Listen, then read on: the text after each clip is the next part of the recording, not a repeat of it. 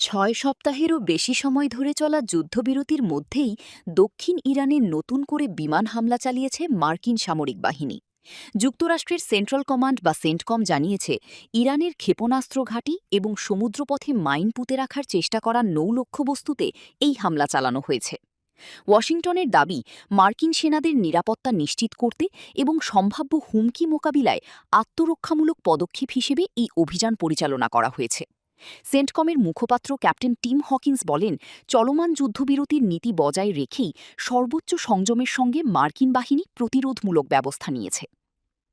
মার্কিন সংবাদ মাধ্যমগুলোর তথ্য অনুযায়ী, কৌশলগতভাবে গুরুত্বপূর্ণ হরমুজ প্রণালীর কাছে অবস্থিত বন্দর আব্বাস এলাকার আশপাশে এই হামলা চালানো হয়। ওই অঞ্চলটি ইরানের গুরুত্বপূর্ণ নৌঘাঁটির জন্য পরিচিত। এদিকে এমন সময় এই হামলার ঘটনা ঘটল যখন ইরান ও যুক্তরাষ্ট্রের মধ্যে চলমান শান্তি আলোচনায় কিছু অগ্রগতির ইঙ্গিত পাওয়া যাচ্ছিল।